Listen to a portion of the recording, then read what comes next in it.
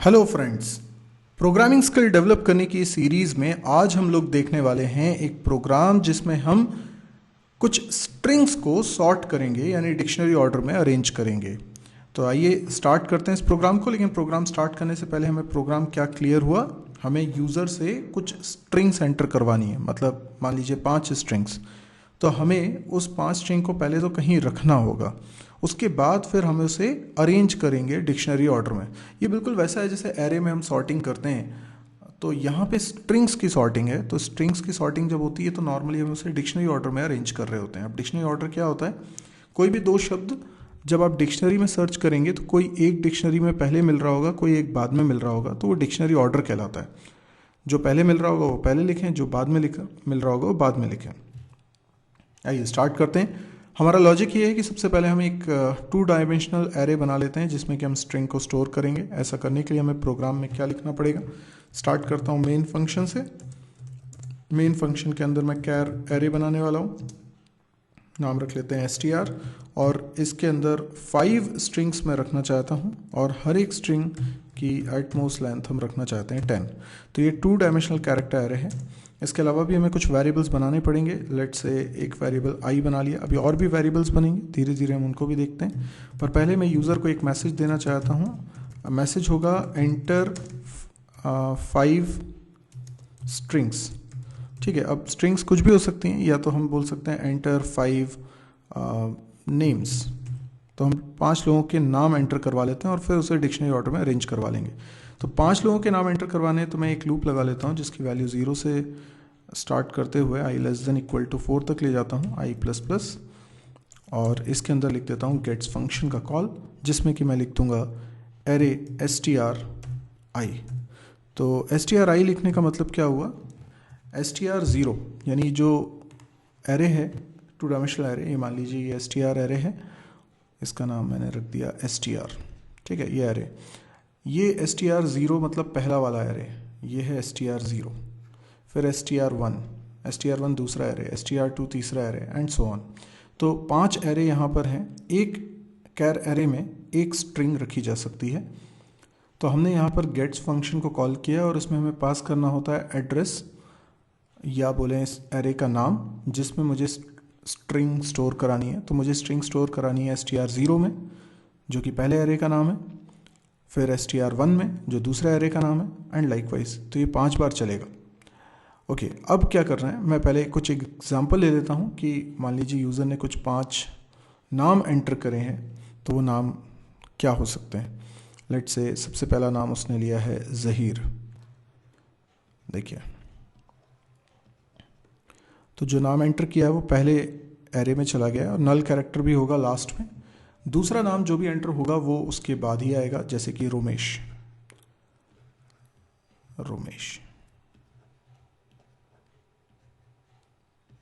ठीक है, तीसरा नाम मान लीजिए है राहुल।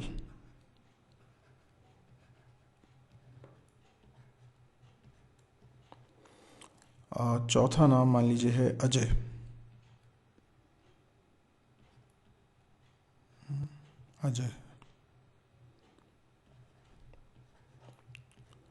ठीक है, और 5वां नाम हम मान लेते हैं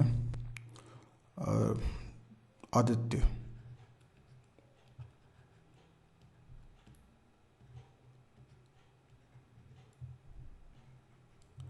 ओके, तो इस तरह से कुछ 5 नाम यूज़र ने एंटर करे होंगे। अब मुझे इसे डिक्शनरी ऑर्डर में अरेंज करना है। क्या फ़िलहाल ये डिक्शनरी ऑर्डर है? नहीं है, क्योंकि ज़हीर तो डिक्शनरी में सबसे लास्ट में मिलेगा, तो सबसे आखिरी में होना चाहिए। आदित्य और अजय में आदित्य पहले होना चाहिए, तो पहले आदित्य आ जाए, फिर अजय आ जाए, फिर राहुल आए, फिर रोमेश आए, फिर ज़हीर आए, तब ये कहलाएगा डिक्शनरी ऑर्डर। तो डिक्शनरी ऑर्डर में अरेंज करने के लिए मैं लॉजिक क्या लगाता हूँ, मैं पहली 2 स्ट्रिंग्स को कंपेयर करता हूँ। ये जो पहली 2 स्ट्रिंग है ज़हीर और रोमेश, पहले मैं इन दोनों का ऑर्डर देखता हूँ कि ये दोनों आपस में सही ऑर्डर है कि नहीं।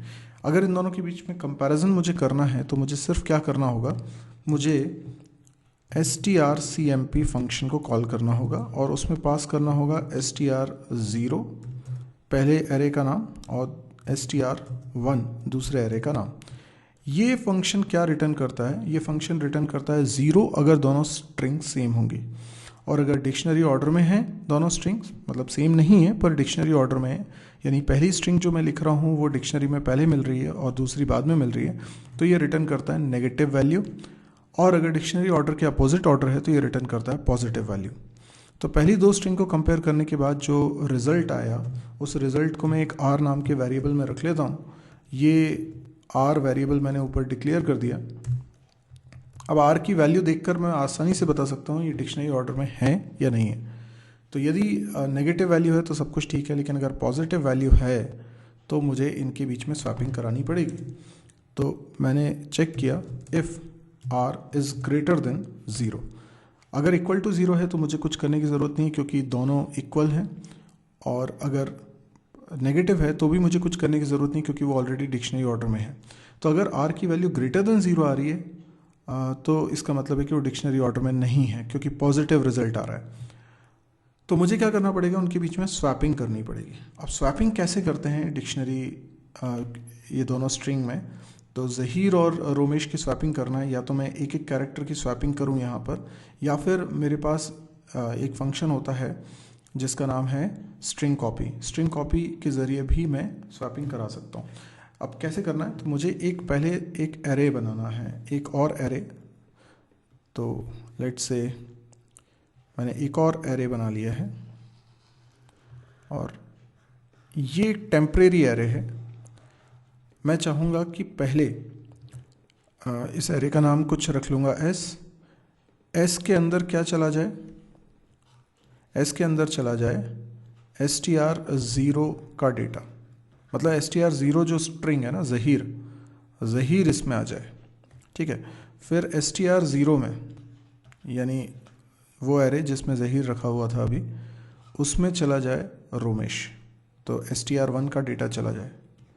और उसके बाद फिर str1 में, यानी कि दूसरे वाले एरे में एस एरे का डेटा चला जाए। ये मैं करना चाहता हूँ। इससे क्या होगा, स्वैपिंग हो जाएगी, रोमेश ज़हीर की जगह पे चला जाएगा और ज़हीर रोमेश की जगह पर आ जाएगा। और एस जो था वो टेम्परेरी एरे है, तो हमें एक और एरे यहाँ पर पहले डिक्लेयर करना है। ये जो एरे हम बनाएंगे ये 1 डायमेंशनल एरे होगा। और अब मुझे क्या करना होगा, यहाँ पर सबसे पहले strcpy, ये फंक्शंस बहुत काम के हैं। स्ट्रिंग को कॉपी करेंगे, यानी डेस्टिनेशन पहले लिखते हैं, किस में कॉपी करना है, एस में, और किसको कॉपी करना है, str0 को, ठीक है। तो इस तरीके से ये कॉपी हो गया। फिर strcpy किया और इस बार str0 में असाइन कर दिया, कॉपी कर दिया str1 का डेटा। तो देखिए कितना सिंपल हो गया। ये स्वैपिंग का ही कोड है। अगर आपको स्वैपिंग अच्छे से आती है तो ये स्वैपिंग का ही कोड है। और इसमें str1 लिखा और s का डेटा इसमें कॉपी हो गया। तो ये जो 3 लाइंस लिखी हैं ये स्वैपिंग की ही लाइंस हैं, पर अब क्योंकि स्ट्रिंग की स्वैपिंग करानी है तो आप स्ट्रिंग कॉपी फंक्शन का इस्तेमाल कर रहे हैं। ओके, इससे क्या हुआ, रोमेश और ज़हीर ने अपनी अपनी जगह इंटरचेंज कर ली। ओके, लेकिन इससे पूरा एरे तो सॉर्ट नहीं हुआ। तो मैं क्या करूं, मैंने 0 और 1 यानी पहली 2 स्ट्रिंग को कंपेयर किया था। अब दूसरी और तीसरी स्ट्रिंग को कंपेयर करता हूं, तीसरी और चौथी स्ट्रिंग को करता हूं, चौथी और पांचवी स्ट्रिंग को कंपेयर करता हूं। तो ऐसा करने के लिए मुझे एक लूप लगाना पड़ेगा। ओके, ऐसा करने से क्या होगा, जैसे ज़हीर और रोमेश के बीच में जब कंपैरिजन हुआ तो पता चला ज़हीर को नीचे आना चाहिए, रोमेश को ऊपर। तो ज़हीर कहाँ आ गया होगा, ज़हीर आ गया होगा str1 में। लेकिन उसके बाद फिर ज़हीर जब यहाँ पर है तो ज़हीर और राहुल का कंपैरिजन होगा तो ज़हीर और नीचे आएगा। और फिर str2 में भी ज़हीर आ चुका होगा, str2 का str3 से कंपैरिजन होगा, यानी ज़हीर का अजय से कंपैरिजन होगा तो ज़हीर फिर नीचे आएगा, अजय ऊपर जाएगा। अजय सबसे ऊपर नहीं गया अभी, अजय जस्ट एक ऊपर गया। अब ज़हीर str3 में है जिसका कंपैरिजन आदित्य से होगा, तो फिर स्वैपिंग हो जाएगी, तो ज़हीर आ जाएगा लास्ट पोजीशन पे। यानी इस पूरे में हमने कंपैरिजन कितने किए, हमने पहले str0 str1 के बीच में कंपैरिजन किया था, यानी एक कंपैरिजन, फिर str1 str2 के बीच में कंपैरिजन दूसरा, फिर str2 str3 के बीच में, फिर str3 str4 के बीच में। कुल मिला के 4 कंपैरिजन हमने किए और इसका रिजल्ट ये हुआ कि ज़हीर अपने लास्ट पोजीशन पे आ गया। यानी जो स्ट्रिंग को सबसे आखिरी में होना चाहिए वो आखिरी, वो पहली पोजीशन पे ही क्यों ना रखी हो, वो लास्ट पोजीशन पे पहुंच गए। लेकिन इसको हम बोलेंगे एक राउंड। इस राउंड में हमने 4 कंपैरिजन किए और एक स्ट्रिंग को उसकी सही जगह पर पहुंचा दिया। बाकी की जो स्ट्रिंग्स हैं अभी उनको भी सही जगह पर पहुंचाना बाकी है। तो हमें क्या करना होगा, इसी प्रक्रिया को दोहराना होगा। यानी हम अभी तक पहले राउंड को परफॉर्म कर रहे थे, अब हमें अगला राउंड भी लेना है, पर मुझे आखिरी स्ट्रिंग को कंपैरिजन में पार्टिसिपेट नहीं कराना है। तो दूसरे राउंड में 3 ही कंपैरिजन होंगे।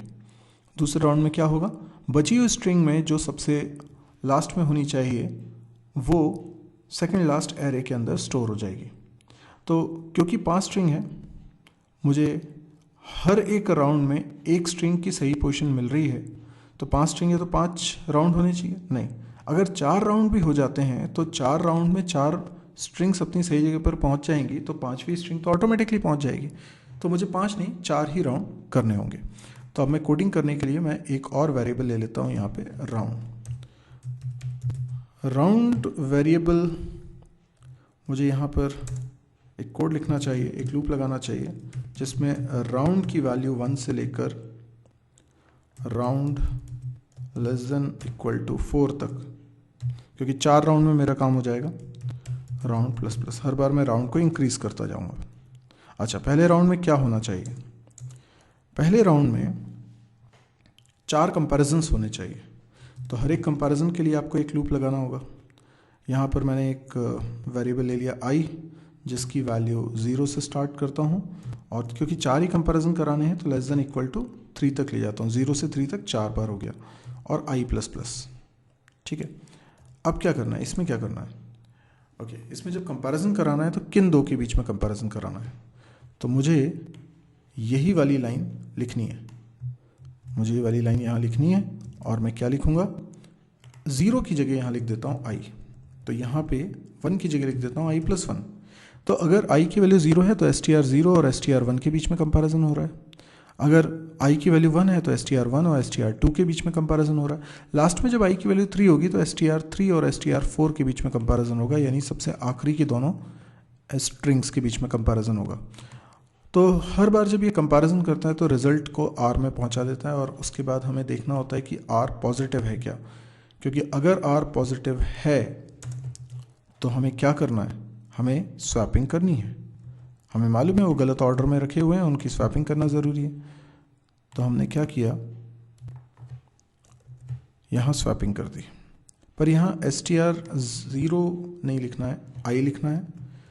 तो जहाँ str0 लिखा था वहाँ stri लिख दिया, और यहाँ i प्लस 1, और यहाँ पर भी i प्लस 1।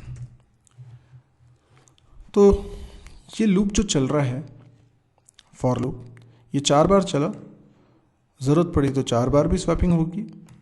अगर लगता है ज़रूरी है तो स्वैपिंग होगी, और अगर r की वैल्यू 0 से बड़ी नहीं है, मतलब पॉजिटिव नहीं है, तो डिक्शनरी ऑर्डर में ऑलरेडी हैं या फिर इक्वल है, तो फिर उसमें कोई स्वैपिंग नहीं होगी।